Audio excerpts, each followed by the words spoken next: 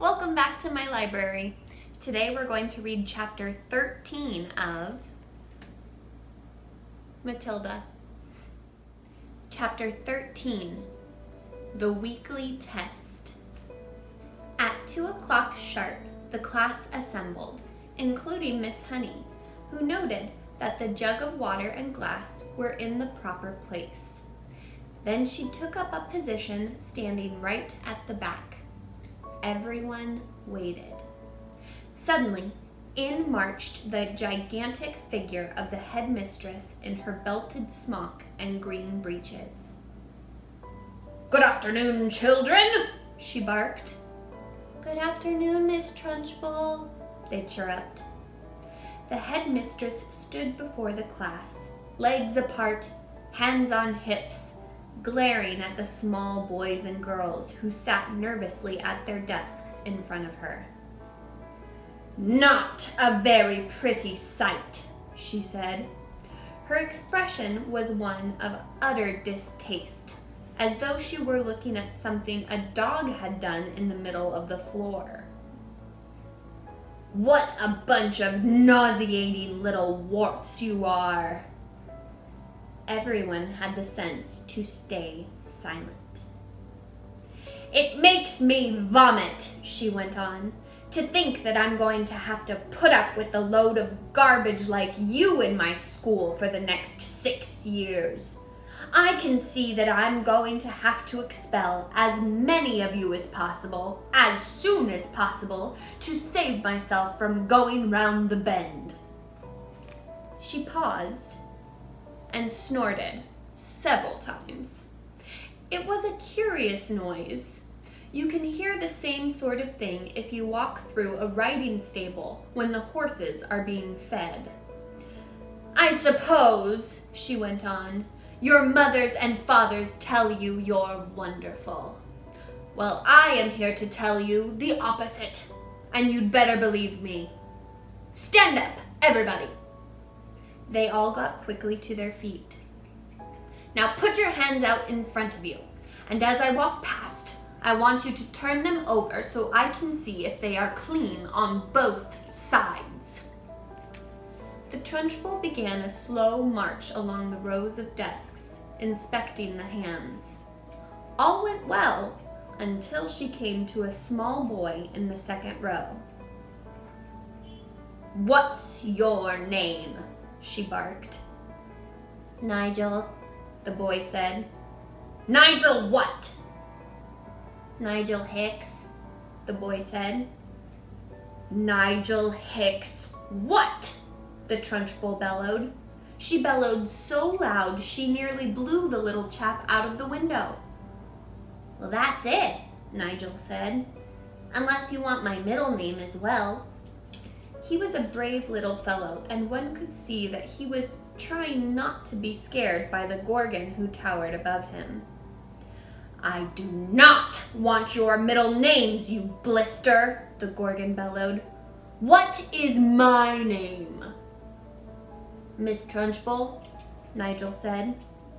"Then use it when you address me. Now then, let's try again.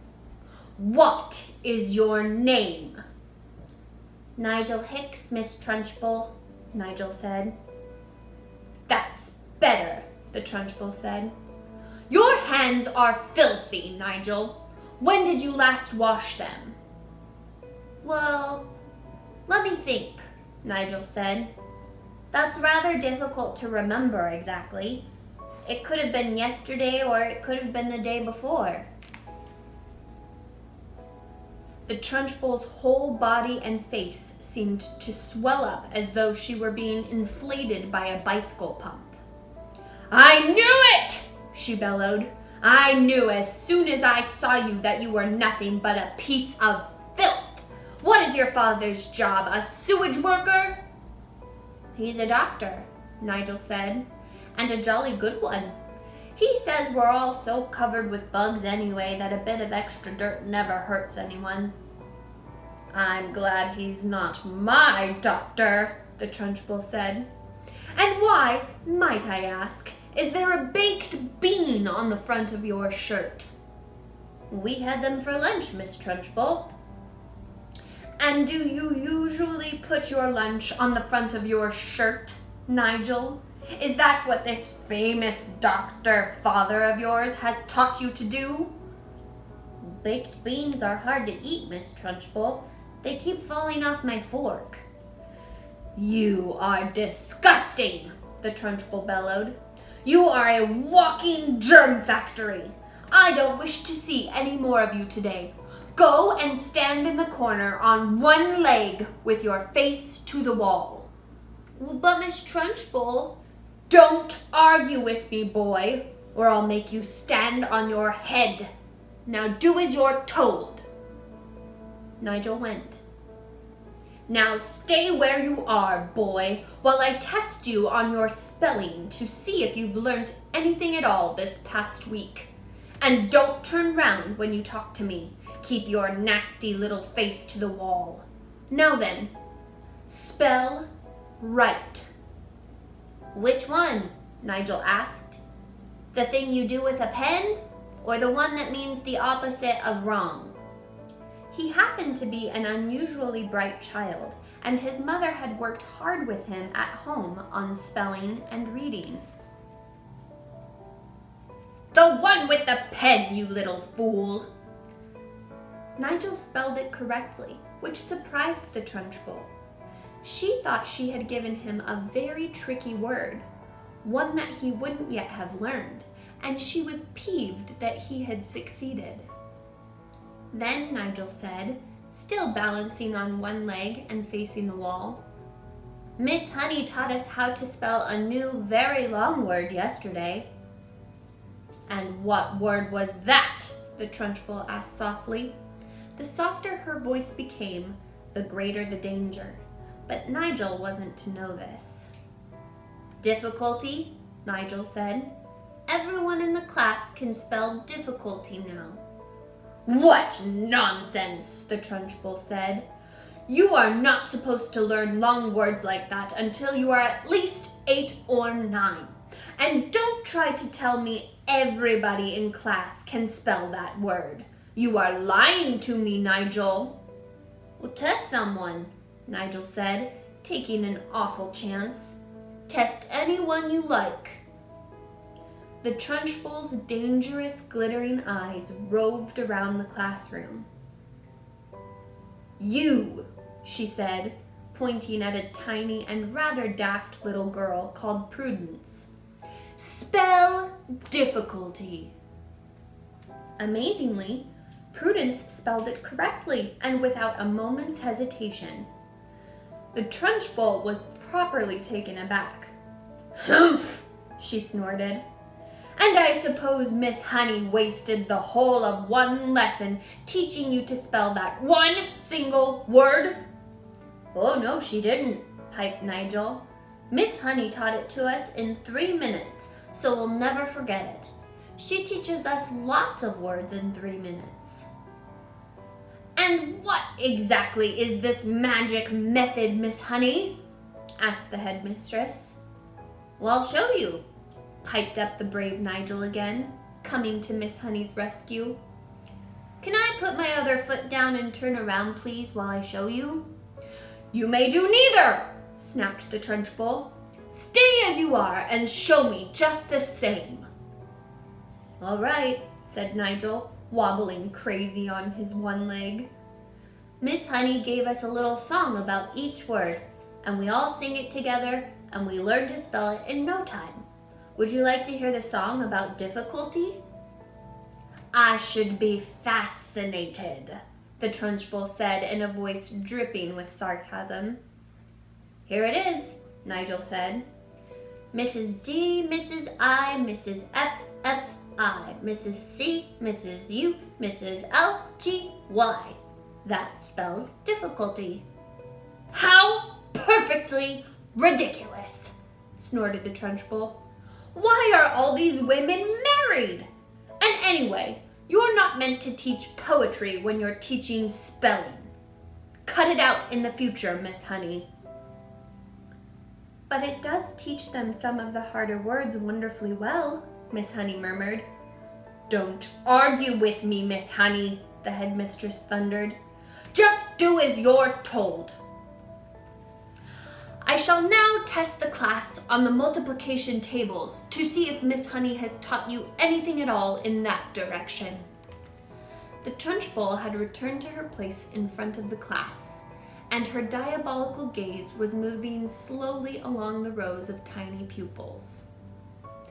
You! She barked, pointing at a small boy called Rupert in the front row.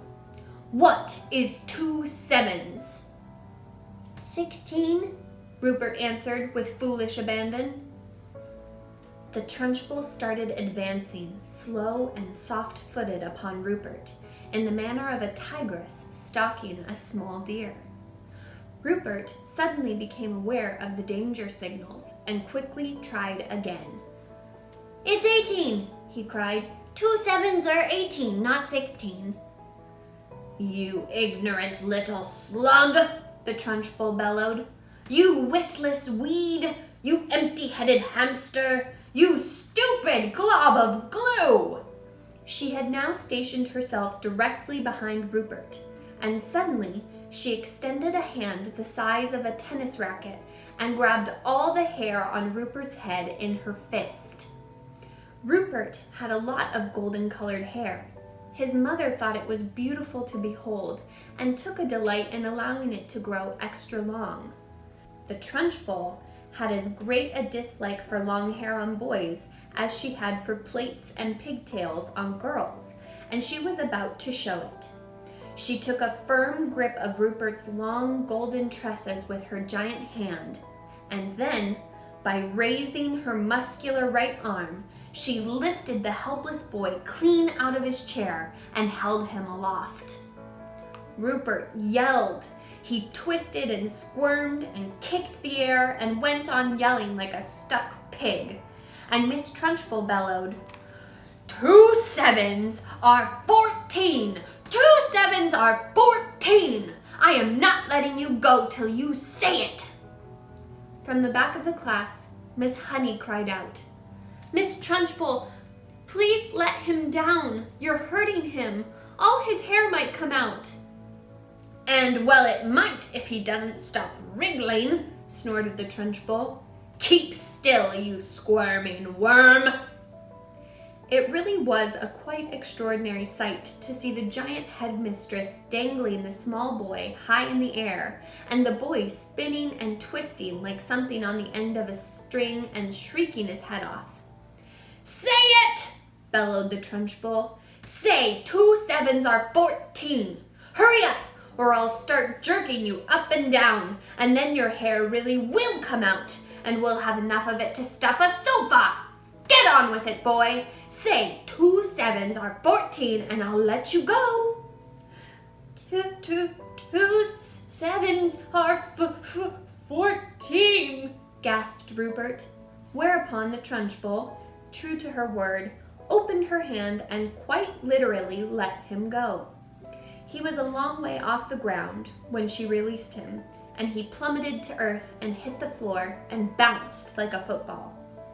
Get up and stop whimpering, the Trunchbull barked. Rupert got up and went back to his desk, massaging his scalp with both hands. The Trunchbull returned to the front of the class. The children sat there hypnotized. None of them had seen anything quite like this before. It was splendid entertainment. It was better than a pantomime, but with one big difference. In this room, there was an enormous human bomb in front of them, which was liable to explode and blow someone to bits at any moment. The children's eyes were riveted on the headmistress. I don't like small people, she was saying. Small people should never be seen by anybody. They should be kept out of sight in boxes like hairpins and buttons. I cannot for the life of me see why children have to take so long to grow up. I think they do it on purpose. Another extremely brave little boy in the front row spoke up and said, But surely you were a small person once, Miss Trunchbull, weren't you? I was never a small person, she snapped. I have been large all my life, and I don't see why others can't be the same way. But you must have started out as a baby, the boy said. Me? A baby? Shouted the Trunchbull. How dare you suggest such a thing? What cheek! What infernal insolence! What's your name, boy? And stand up when you speak to me. The boy stood up. My name is Eric Ink, Miss Trunchbull, he said. Eric what? The Trunchbull shouted. Ink, the boy said. Don't be an ass, boy. There's no such name. Look in the phone book, Eric said. You'll see my father there under Ink. Very well then, the Trunchbull said. You may be Ink, young man, but let me tell you something. You're not inedible. I'll very soon rub you out if you try getting clever with me. Spell what? Well, I don't understand, Eric said. What do you want me to spell? Spell what, you idiot? Spell the word what. W-O-T, Eric said, answering too quickly. There was a nasty silence. I'll give you one more chance, the Trunchbull said, not moving. Ah, yes, I know, Eric said. It's got an H in it. W-H-O-T. It's easy. In 2 large strides, the Trunchbull was behind Eric's desk, and there she stood, a pillar of doom towering over the helpless boy. Eric glanced fearfully back over his shoulder at the monster. I was right, wasn't I? He murmured nervously. You were wrong, the Trunchbull barked. In fact, you strike me as the sort of poisonous little pockmark that will always be wrong. You sit wrong, you look wrong, you speak wrong. You are wrong all around. I will give you one more chance to be right. Spell what? Eric hesitated. Then he said very slowly, It's not W-O-T, and it's not W-H-O-T. Ah, I know. It must be W-H-O-T-T. Standing behind Eric, the Trunchbull reached out and took hold of the boy's 2 ears, one with each hand, pinching them between forefinger and thumb. Ow! Eric cried. Ow, you're hurting me! I haven't started yet, the Trunchbull said briskly. And now, taking a firm grip on his 2 ears, she lifted him bodily out of his seat and held him aloft. Like Rupert before him, Eric squealed the house down. From the back of the classroom, Miss Honey cried out, Miss Trunchbull, don't! Please let him go! His ears might come off! They'll never come off, the Trunchbull shouted back. I have discovered through long experience, Miss Honey, that the ears of small boys are stuck very firmly to their heads. Let him go, Miss Trunchbull, please, begged Miss Honey. You could damage him. You really could. You could wrench them right off. Ears never come off, the Trunchbull shouted. They stretch most marvelously, like these are doing now. But I can assure you they never come off. Eric was squealing louder than ever and pedaling the air with his legs. Matilda had never before seen a boy, or anyone else for that matter, held aloft by his ears alone. Like Miss Honey, she felt sure both ears were going to come off at any moment with all the weight that was on them.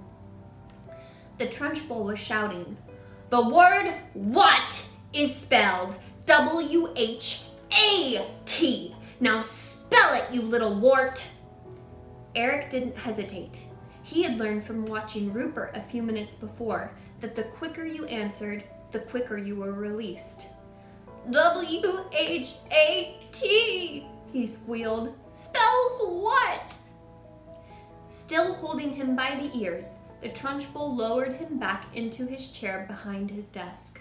Then she marched back to the front of the class, dusting off her hands one against the other like someone who has been handling something rather grimy.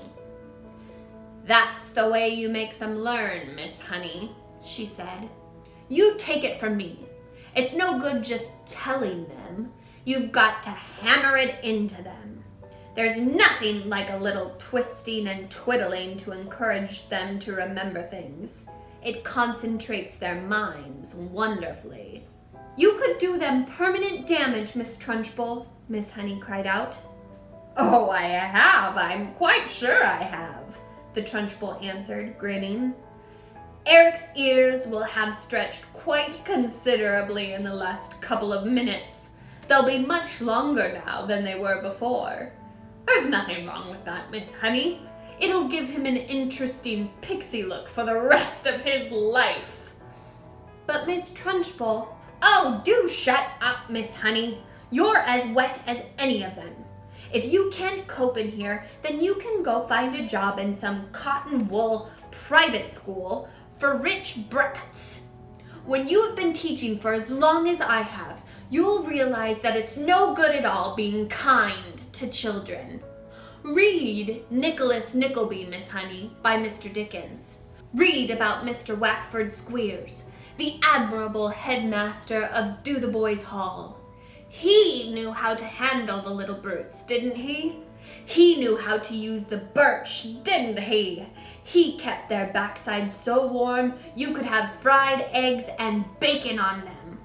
A fine book, that. But I don't suppose this bunch of morons we've got here will ever read it, because by the look of them, they are never going to learn to read anything. I've read it, Matilda said quietly. The Trunchbull flicked her head round and looked carefully at the small girl with dark hair and deep brown eyes sitting in the second row. What did you say? She asked sharply. I said I've read it, Miss Trunchbull. Read what? Nicholas Nickleby, Miss Trunchbull. You are lying to me, madam, the Trunchbull shouted, glaring at Matilda. I doubt there is a single child in this entire school who has read that book, and here you are, an unhatched shrimp, sitting in the lowest form there is, trying to tell me a whopping great lie like that? Why do you do it? You must take me for a fool. Do you take me for a fool, child? Well, Matilda said. Then she hesitated. She would like to have said, yes, I jolly well do. But that would have been suicide. Well, she said again, still hesitating, still refusing to say no. The Trunchbull sensed what the child was thinking, and she didn't like it. Stand up when you speak to me, she snapped. What is your name? Matilda stood up and said, my name is Matilda Wormwood, Miss Trunchbull. Wormwood, is it? The Trunchbull said. In that case, you must be the daughter of that man who owns Wormwood Motors. Yes, Miss Trunchbull. He's a crook, the Trunchbull shouted. A week ago, he sold me a second-hand car that he said was almost new. I thought he was a splendid fellow then. But this morning, while I was driving that car through the village, the entire engine fell out onto the road. The whole thing was filled with sawdust. The man's a thief and a robber. I'll have his skin for sausages. You see if I don't. He's clever at his business, Matilda said. Clever, my foot, the Trunchbull shouted. Miss Honey tells me that you are meant to be clever too. Well, madam, I don't like clever people. They are all crooked. You are most certainly crooked. Before I fell out with your father, he told me some very nasty stories about the way you behaved at home. But you'd better not try anything in this school, young lady. I shall be keeping a very careful eye on you from now on. Sit down and keep quiet. And that's the end of chapter 13.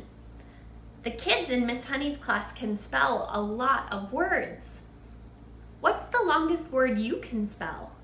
Let me know in the comments below, and make sure you like and subscribe so you're here for chapter 14. See you soon.